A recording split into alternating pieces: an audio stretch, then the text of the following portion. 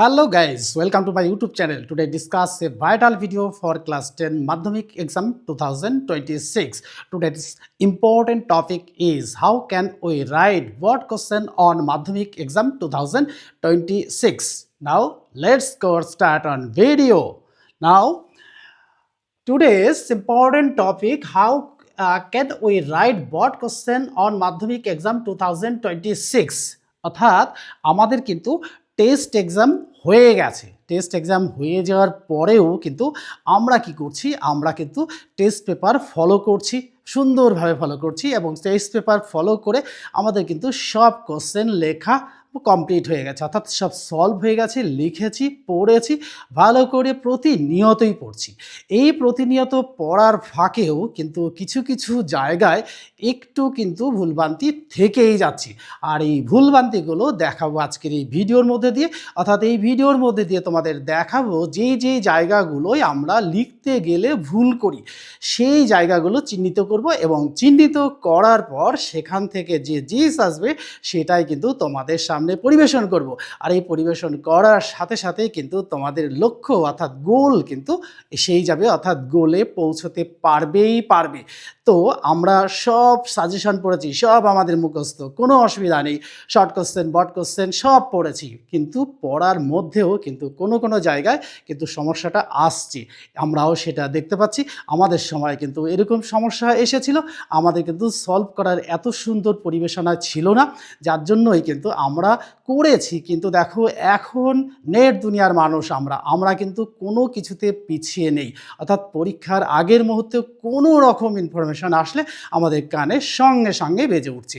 তাই আমি বলবো, আমি যে টপিকগুলো আজকে আলোচনা করব সেই টপিকের মধ্যে থেকে যদি তোমরা সমস্তটাই ফলো করো তাহলে আমি বলবো 95 অ্যাবাভ মার্কস কিন্তু তোমরা অ্যাচিভ করতে পারবে। তাহলে চলো শুরু করি। দেখো শুরুতেই আমি অনেকগুলো পয়েন্টস লিখেছি। এবার দেখো এই পয়েন্টসগুলো লেখার মধ্যে দেখো লেখাটার মধ্যে কিন্তু একটা নতুন কিছু লক্ষ্য করা যাচ্ছে। দেখো যেখানে দাড়ি দেওয়া দিয়েছি, যেখানে লেখা শুরু করার ফাঁকে দেখো প্রত্যেকটা লেখার মাঝে একটা করে কিন্তু গ্যাপ রয়েছে, প্রত্যেকটা লেখার মাঝে। এটাও কিন্তু একটা লক্ষণীয় বিষয়। তাই বলে আমি তোমাদের শেখাতে চাইছি না যে এইভাবে লিখতে হবে, অর্থাৎ আমার মতো করে লিখতে হবে। অর্থাৎ আমি খুব খারাপ লিখি, কিন্তু খারাপ লেখার মধ্যেও কিন্তু আমি ফর্মালিটিটা মেনটেন করেছি। আমার কিন্তু অনেক সুন্দর লেখা নয় বা তোমাদের মতন ভালো লেখা নয়, বা দেখো আমি তোমাদেরকেও বড় করছি না, আমাকেও ছোট করছি না। দেখো তোমাদের লেখাও সুন্দর, আমার লেখা মোটামুটি একটা চলে, অর্থাৎ তোমরা দেখে বুঝতে পারছো, অর্থাৎ মাধ্যমিক স্টুডেন্টস বুঝতেই পারছো যে তোমাদের কিন্তু এই লেখাটা বুঝতেই হবে, অর্থাৎ বুঝতে পারছো, আমি এটা জানি। অর্থাৎ আমরাও এটা অনুভব করি যে এরকম লেখা লিখলে মাধ্যমিকের স্টুডেন্টরা কিন্তু বুঝতে পারবে, আর এর চেয়ে পেঁচিয়ে লিখলে কিন্তু আরেকটু স্ট্যান্ডার্ড ক্লাস হয়ে যাবে, সেক্ষেত্রে একটু সমস্যা এসেই যাবে। সেই সমস্যাগুলো দূর করার জন্যই দেখো এই লেখার মধ্যে থেকেও কিছু কী হয়েছে, সেই মোল্লা নাসিরুদ্দিনের গল্প পড়েছো, সেই গল্পের মতনই কিন্তু আমি তোমাদের একটুখানি দেখিয়ে দিতে চাইছি। এরকম করি যদি আমরা লিখি তাহলে কিন্তু কোনো সমস্যা আসবে না। তবে এরকম লেখা যায় না, তবে যতটা পারা যায় কিন্তু এরকম লেখাটাই লিখবে। তাহলে কিন্তু এই লেখার মধ্যেও কিন্তু লেখা দেখানোর মধ্যেও কিন্তু তোমাদের কিছু একটা বিষয় আলোচনা হয়ে গেল, সেটা শেষে আলোচনায় তোমরা বুঝতে পারবে যে কেন এটা বললাম। তাহলে চলো দেখো 1 নম্বরে দেখো আমি লিখেছি যে প্রশ্নগুলি সব মনোযোগ সহকারে পড়তে হবে। এটা কিন্তু 1 নম্বর।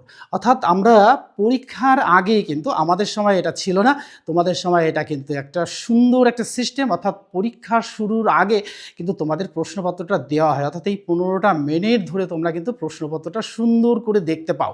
অর্থাৎ দেখতে পাও মানে প্রশ্নটা 15 মিনিটের মধ্যে পড়া হয়ে যায়, একবার থেকে দুবার পড়া হয়ে যায়। তাই আমি বলবো যে সব প্রশ্নগুলি মনোযোগ সহকারে পড়ে নিতে হবে। তা পড়ার পরে একবার পড়লাম গড় করে, আবার একটু মনোযোগ সহকারে পড়লাম, পড়া হয়ে গেল তাহলে পড়তেই হবে, অর্থাৎ দিয়েছে যখন পড়তেই হবে। 2 নম্বর দেখো প্রশ্নগুলি পড়ে সঠিকভাবে বোঝার চেষ্টা করতে হবে। অর্থাৎ প্রশ্ন গড় করে নামতা পড়ার মতো বা ছড়া পড়ার মতো পড়ে গেলাম তেমন করলে হবে না। অর্থাৎ প্রশ্নগুলো সঠিকভাবে সুন্দরভাবে পড়ে নিতে হবে, অর্থাৎ বোঝার মতো করে পড়তে হবে। পড়া হয়ে গেল, এবার দেখো যেই প্রশ্ন অর্থাৎ সহজ প্রশ্নগুলির অগ্রাধিকার দিতে হবে। এর মধ্যে যে সহজ সহজ প্রশ্ন আছে সেইগুলোকে আগেই পেন্সিলে টিক মেরে নেব বা কলম দিয়ে টিক মেরে নেব, অর্থাৎ সেই প্রশ্নগুলো কিন্তু আগেই আমি অ্যাটেন্ড করব এবং অ্যাটেন্ড করার ফলেই কিন্তু আমাদের মানসিকতাটা ঠিক থাকলো। আর এটা বুঝতে হবে যে পরীক্ষা দিতে গেছো, এখানে তোমাকে কেউ মারবেও না, ধরবেও না, অর্থাৎ ভয় পাওয়ার কিচ্ছু নেই, কিচ্ছু হবে না। অর্থাৎ মাধ্যমিক পরীক্ষা মানে একটা কিন্তু মামুলি পরীক্ষার মতন পরীক্ষা হয়ে যাবে। তারপরে দেখো, তাহলে সহজ প্রশ্নগুলোকে অগ্রাধিকার দিয়ে দিলাম, অর্থাৎ সহজ প্রশ্নগুলোকে আগে করে নিলাম। এবার দেখো যে উত্তর 4 নম্বর, দেখো উত্তর গঠন সঠিকভাবে করতে হবে। অর্থাৎ প্রশ্ন পেলাম একটা ভালো প্রশ্ন, অর্থাৎ একটা কমন প্রশ্ন পেয়ে গেলাম, আর সেই প্রশ্ন দিয়ে 2-3 পৃষ্ঠা লিখে গেলাম, তা যেন করো না, খবরদার খবরদার, এটা কিন্তু করবেই না। অর্থাৎ প্রশ্ন পেয়েছো, প্রশ্নর মান অনুযায়ী দেখে যাবে কত নম্বর কোশ্চেন। আমি বলেছি যেখানে বড় কোশ্চেন অর্থাৎ বড় কোশ্চেনগুলোই থাকবে, ছোটো প্রশ্ন তো টিক দেবো হয়ে যাবে, কিন্তু এই বড় প্রশ্নগুলো লেখার মান অর্থাৎ প্রশ্নের মান যদি 5 থাকে সেক্ষেত্রে কিন্তু তোমাকে হিসাব করে নিতে হবে ঠিক কতটা লিখলে আমি নাম্বার পাবো, সেই অনুযায়ী তোমরা কিন্তু লিখবে। লিখলে কিন্তু নাম্বার কিন্তু অবশ্যই পাবে, এটা কেউ ঠেকাতে পারবে না। গেল। এবার আসবো আমরা যে এই 5 নম্বর পয়েন্টস, দেখো 4 নম্বর পয়েন্টস হয়ে গেছে, 5 নম্বর পয়েন্টসে চলেছে সুনির্দিষ্ট ভাষা ব্যবহার করতে হবে। অর্থাৎ তুমি তোমার মনে তৈরি করা ভাষা দিলেই হবে না, এই ভাষাগুলো বই বহির্ভূত হলে হবে না, অর্থাৎ বইয়ের মধ্যে থাকতে হবে, যেগুলো নাকি আমার পড়ার মধ্যে আছে, অর্থাৎ আমার সিলেবাসের মধ্যে আছে, তার মধ্যে থেকেই কিছু ভাষা এদিক কিছু ভাষা ওদিকে করে কোশ্চেনগুলোর উত্তর দিতে হবে। তাহলেই কিন্তু সঠিকভাবে যেই লিখবে অমনি কিন্তু নম্বর তোমাদের এসেই যাবে। এই একটা পয়েন্টস গেল। এবার দেখো 6 নম্বর পয়েন্টস, দেখো স্পষ্ট ভাষায় লিখতে হবে এবং শব্দের ব্যবধান রাখতে হবে। অর্থাৎ ভাষাটা যেন স্পষ্ট হয়, অর্থাৎ লেখাটাও যেন স্পষ্ট হয়। আর লেখার মাঝে কিন্তু কি করতে হবে, একটুখানি গ্যাপ রাখতে হবে। গ্যাপ মানে কি অনেকটা ফাঁকা নয়, অর্থাৎ নির্দিষ্ট পরিমাণ গ্যাপ রাখলে লেখাটা সুন্দর লাগে। তো এই জন্য কিন্তু তোমাদের কিন্তু এটা ফলো করতেই হবে, অর্থাৎ একটার গায়ের সঙ্গে একটা লিখবে না, আর লেখা যেটা বানান ভুল যাবে সরাসরি ক্রস কেটে দেবে, নাহলে একটা দাগ দিয়ে দেবে, তাহলে এক্সামিনার বুঝে যাবেন এটা কাটা। কিন্তু তাই বলে কালি দিয়ে কিন্তু খোদ্দার এই কালি দিয়ে কিন্তু খাতাটাকে কালি করে না, অর্থাৎ খাতার সৌন্দর্যটাকে নষ্ট যেন না হয়, অর্থাৎ নষ্ট করবে না, তাহলেই কিন্তু হবে। তা আমি বলেছিলাম শুরুতেই বলেছিলাম যে একটা যে আমার লেখার মধ্যে কিছু লক্ষণীয় বিষয় আছে, সেই বিষয়ের মধ্যে দেখো তোমরা যে প্রত্যেকটা লেখার মাঝখানে একটুখানি করে ফাঁক রয়েছে। দেখো এই যে ব্যবধানগুলো রয়েছে, দেখো কমা দিয়েছে সেখানেও একটা ব্যবধান, প্রত্যেকটা লেখার মাঝে কিন্তু একটা ব্যবধান রয়েছে। সেই জন্য আমি লেখাটা যতটা পেরেছি ততটাই সুন্দর করে লেখার চেষ্টা করেছি, কিন্তু লেখাটা আরও সুন্দর করে লেখা যায় যদি ধরে ধরে লেখা যায়। তবে মাধ্যমিক পরীক্ষা তো অত ধরে ধরে লিখলে হবে না, নির্দিষ্ট পরিমাণ সময়টা ব্যয় করতে পারে, বেশি সময় ব্যয় করে ফেললে ওদিকে আবার সময়টা চলে যাবে। সেই জন্য কিন্তু এই যে লেখার ফাঁকে, অর্থাৎ দেখো স্পষ্ট ভাষায় লিখতে হবে এবং শব্দের ব্যবধান রাখতে হবে, এটা কিন্তু করতেই হবে। তাহলে কী হবে, এক্সামিনার খুশি হবেন। এক্সামিনার খুশি করাই কিন্তু আমাদের কর্তব্য, আর এক্সামিনার খুশি হলে একদম নম্বরের বস্তাটা খুলে নিয়ে বসবে, এটা বুঝতেই পারছো। এবার দেখো যে সুন্দর 7 নম্বর পয়েন্টসটা দেখো, সুন্দর ও সুগঠিতভাবে উত্তর পরিবেশন করতে হবে, অর্থাৎ সুন্দর করে লিখতে হবে, উত্তরটা যাতে সঠিক হয়, সেই সঠিক উত্তরের মধ্যেই যদি সমস্ত ভাষাটা থাকে, আর এই ভাষা জ্ঞান যদি থাকে তাহলে কিন্তু তোমাদের কোনো সমস্যা আসবে না। এই সমস্যাকে দূর করার জন্যই কিন্তু কি করতে হবে, তোমাদের পালন করতেই হবে যে সুন্দর ও সুগঠিতভাবে উত্তর পরিবেশন করতে হবে। আর এই সুন্দর ও সুগঠিতভাবে যদি উত্তর পরিবেশন করো তাহলে কিন্তু কোনো সমস্যাই আসবে না, এটা কিন্তু গ্যারান্টেড।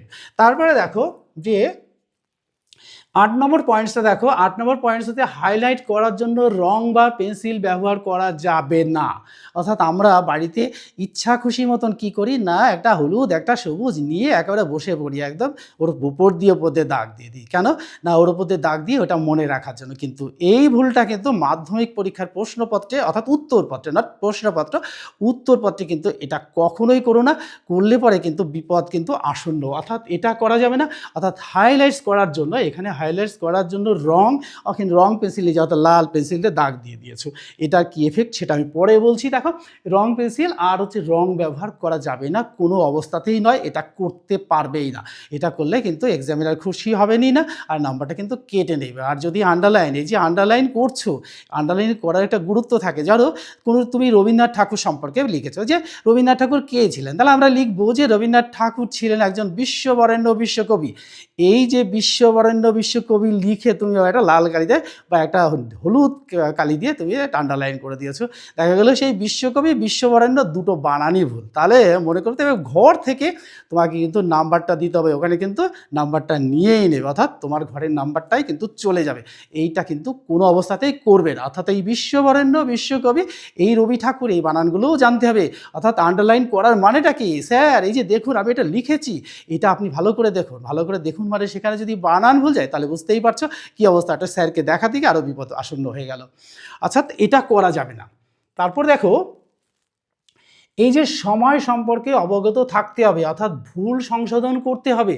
অর্থাৎ সময়, অর্থাৎ তুমি পরীক্ষা দিচ্ছ, পরীক্ষার মধ্যে হাতে একটা ঘড়ি থাকতেই পারে বা সময় সম্পর্কে একটা জ্ঞান থাকতেই পারে। তবে আমরা মাধ্যমিক পরীক্ষার্থী তো সবাই একটা করে ঘড়ি অবশ্যই ব্যবহার করবে। একটু সময়টা একটু দেখি তো কটা বাজলো, হ্যাঁ এইটু সময় হয়েছে, অর্থাৎ একটা কোশ্চেনে আমার 7 মিনিট সময় গেছে, এইভাবে সময়টা দেখে নেবে। তাই বলে ঘড়ি বের করে বারবার দেখছি এটা করবেই না, কোনো অবস্থাতেই করবে না। হ্যাঁ ঘড়ি আছে একটু দেখে নিলাম, হ্যাঁ সময়টা কত আছে আর আধ ঘন্টা সময় আছে, 1 ঘন্টার সময় আছে, আমি এই 1 ঘন্টার মধ্যে 4টে কোশ্চেন লিখেছি আর 4টে লিখলে আমার হয়ে যাবে, এটা কিন্তু করবে। অর্থাৎ এটা করার দরকার আছে। অর্থাৎ সময় সম্পর্কে কিন্তু জ্ঞান রাখতেই হবে, আর সময়টা কিভাবে বাঁচানো যায় সেদিকে কিন্তু একটু নজর রাখতে হবে।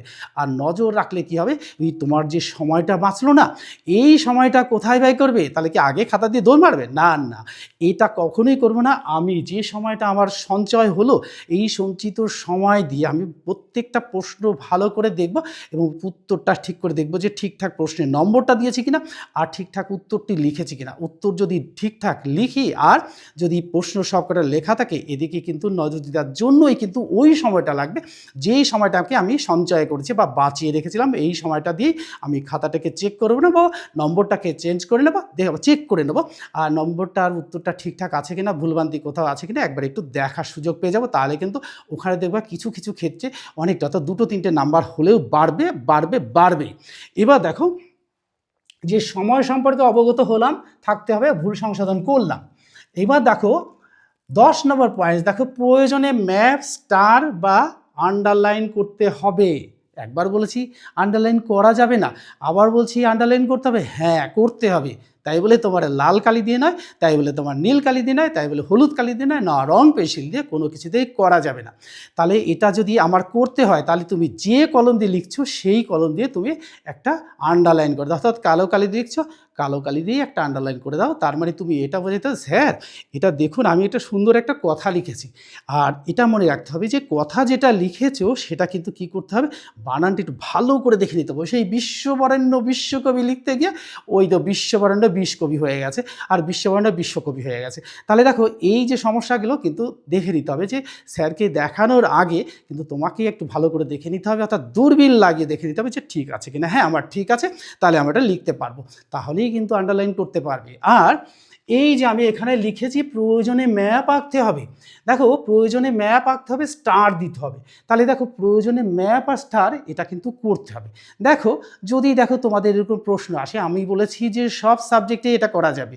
তুমি বাংলায় রচনা লিখছো তাহলে কি করবে, তাহলে কিন্তু স্টার দিতে পারবে। আমি একটা প্রশ্নের মধ্যে কিন্তু সব বলে দেবো কীভাবে লিখতে হবে। একটা প্রশ্নের মধ্যে স্টার দিয়ে লিখতে হবে, অর্থাৎ বাংলা রচনা প্যারা করে করে লিখছো, ওখানে স্টার দেওয়া যাবে। তুমি বাংলা বড় কোশ্চেন লিখছো, অর্থাৎ কে বলেছিল কাকে বলেছিল, সেখানে কিন্তু কে বলেছিল একটা, কাকে বলেছিল একটা, আর কেন বলেছিল একটা, তার বর্ণনা করো। 4 জায়গায় স্টার দিতে হবে, সেটা আমি বলে দেবো কখন কোন জায়গায় দিতে হবে। এই স্টার দিলে তার মানে স্টার দেওয়ার মানে কি, একটা সৌন্দর্য করা, আর স্টার দেখে দেখে স্যাররা নাম্বার দেবেন। আর যদি পয়েন্টস থাকে স্টারের এগেনস্টে একটা করে স্টার দিয়ে, মানে পয়েন্টসের এগেনস্টে একটা করে স্টার দিতে হবে, সেটা আমি দেখাচ্ছি তোমাদের। আর কি করতে হবে, ম্যাপ আবার কী হবে পরীক্ষায়, হ্যাঁ ম্যাপ লাগবে। যদি ধরো তোমাদের কোশ্চেন, অর্থাৎ ভূগোলের একটা কোশ্চেন এলো যে ভারতের ভূপ্রকৃতি বা ভারতের জনজীবনে হিমালয় পর্বতের প্রভাব আলোচনা করো, তাহলে আমাদের কি করতে হবে, আমাদের কিন্তু হিমালয় পর্বতটা কি গাছের ফল নাকি গাছের বীজ নাকি গাছের পাতা, সেটা একটা হিমালয় পর্বতটাকে দেখিয়ে দিতে হবে। এই জায়গায় স্যার দেখুন হিমালয় পর্বত, এইখানে এই দেশ, এইখানে এই দেশ, এইখানে এই দেশ, এইখানে এই দেশ, এটা কিন্তু আমি তোমাদের দেখিয়ে দিচ্ছি।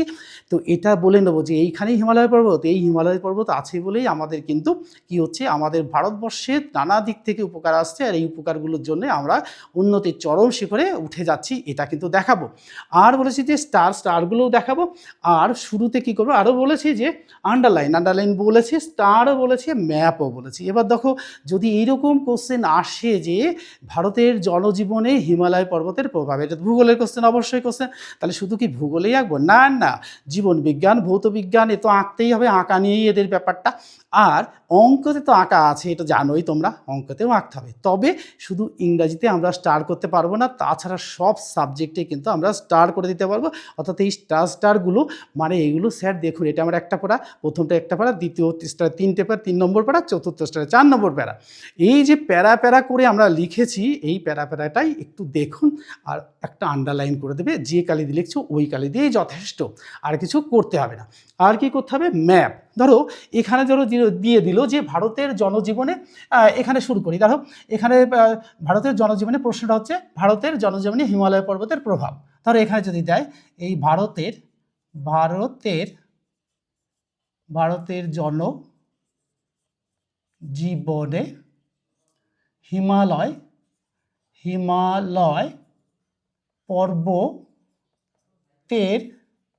হিমালয় পর্বতের প্রভাব আলোচনা করো।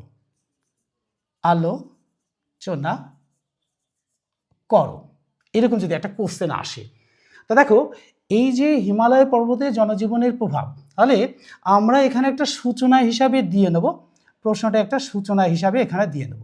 কি দেবো? সূচনা। এই যে সূচনাটা দিলাম, এই যে একটা সূচনা দিলাম, সূচনা দেওয়ার পরে কি করব, আমরা সূচনার এগেনস্টে কি করব, এইটুকু লিখব। তারপরে দেখো ঠিক এইখান থেকে শুরু করছি, সূচনা দেওয়ার পরে এটা কিন্তু স্টার দেওয়া লাগবে, এটা খোপ করে দিলে, অর্থাৎ একটা ঘর করে দিলেই হয়ে যাবে। তা এর এগেনস্ট এখান থেকে শুরু করছি, এখানে গিয়ে কিন্তু আমি দুটো লাইনই দেখাবো। হ্যাঁ, আবার এটাকে একটু বাড়িয়ে দিই। দেখো এখানে কেন বাড়িয়ে দিচ্ছি, একটা কারণ আছে। এখানে কিন্তু আর একটা লাইন লিখলাম, এই পর্যন্ত লিখলাম, আর এখানে গিয়ে ঠিক এরকম জায়গাটাই আমি শেষ করে দিলাম। তাহলে এখান থেকে শুরু হলো আর এখানে এসে শেষ হলো, এটা শেষ হয়ে গেল। আর এই লাইনটা এইটুকু দিলাম, এখানে একটা ব্যাপার হবে। এই ব্যাপারটা কি হবে? এই ব্যাপারটা হবে যে এখানেই সেই ম্যাপটা দেব। দেখো, আর এখানে এই লাইনটা গেল, এখানে শেষ হলো। ঠিক আছে, এবার দেখো ভারতের জনজীবনে হিমালয় পর্বতের প্রভাব, যদি আমি একটা এরকম করে দিই যে ভারতের জনজীবনে, এখানে ধরো নেপালটা, এখানে দেখো ভুটানটা, এখানেই হিমালয় পর্বতটা রয়েছে। তাহলে দেখো এইটুকু আমার দেখার দরকার নেই। এখানে যদি আমি চীন লিখে দিই, এখানে ভারত লিখে দিই, হ্যাঁ ভারত লিখে দিই, আর এখানে যদি নেপালটাকে ইন্ডিকেট করে নেপাল করে দিই, এটা নেপাল করে দিলাম, আর এটাকে এই পার্টটাকে ইন্ডিকেট করে এটা ভুটান করে দিলাম, এই ভুটান করে দিলাম। আর ঠিক এইখানে রয়েছে মায়ানমার, এইখানে যদি এখানটায় একটু বাড়িয়ে দিয়ে এখানটায় বাংলাদেশ করে দিই, এখানে যদি বাংলাদেশ করে দিই, বাংলাদেশ, আর এটা হচ্ছে মায়ানমার। তাহলে দেখো আমার এখানে কিন্তু স্যার বলেনি যে তুমি হিমালয় পর্বতটাকে সুন্দর করে আঁকো বা ভারতটাকে সুন্দর করে আঁকো। এই যে এখান থেকে জম্মু কাশ্মীরের এইখান থেকে এই পাটটা পর্যন্ত হিমালয় পর্বত দেখতেই পাচ্ছ, এটা ভারত। আর এইদিকে আমার দেখানোর দরকার নেই, কারণ এই জায়গাটা নেপাল দেখিয়েছে, এটা নেপাল দেখিয়েছে, এটা ভুটান দেখিয়েছে, এই পাশে এখানে মায়ানমার, এখানে বাংলাদেশ, আর এখানে হচ্ছে নেপাল। তো আর এই জায়গাটা স্টার দিয়ে রেখে দিলাম, এটা হচ্ছে চীন। তাহলে চীনের এই হিমালয় পর্বতের ও পাশেই চীন। তাহলে আমাদের যখন আমরা ম্যাপ দেখি, তখন ম্যাপটাকে কী করি, অ্যান্টি ক্লক ঘুরি, তো এরমভাবে করে আমরা এইভাবে ঘুরিয়ে নিলাম, তাহলে কিন্তু আমাদের উত্তর দক্ষিণ বোঝা হয়ে যাবে।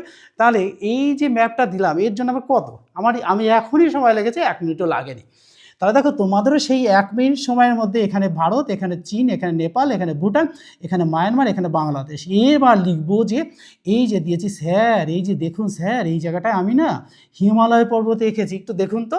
হ্যাঁ, এই যে একটা তুমি দেখিয়ে দিয়েছো এটা, আর এই যে স্যার আমি একটা সূচনা লিখেছি, এটা বোঝা গেল। এবার দেখো এই যে প্রশ্ন, দেখো প্রথমে দরকার সূচনা দিয়েছে, ধরো আমি এখানটায় একটা সূচনা দিয়েছে, তারপর লিখছি আমি প্রতিরক্ষা,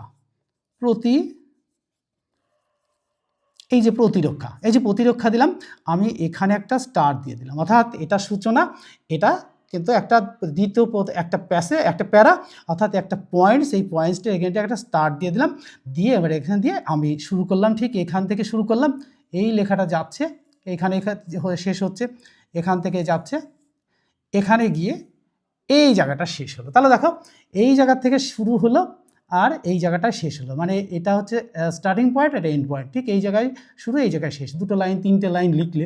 অর্থাৎ এই প্রতিরক্ষা খাতে হিমালয় পর্বতের প্রভাব, অর্থাৎ হিমালয় দেখো আমাদের দেশের উত্তর দিকে রয়েছে, আমাদের উত্তর দিকে রয়েছে নেপাল ভুটান, তারই ওপাশে চীন, আর আমাদের পূর্ব দিকে রয়েছে মায়ানমার বাংলাদেশ, আর পশ্চিমে দিকে রয়েছে পাকিস্তান আফগানিস্তান। এবার দেখো এই যে জম্মু কাশ্মীর থেকে একদম একেবারে মায়ানমারের শেষ মানে সীমা পর্যন্ত মোটামুটি হিমালয় পর্বত দিয়ে ঘেরা।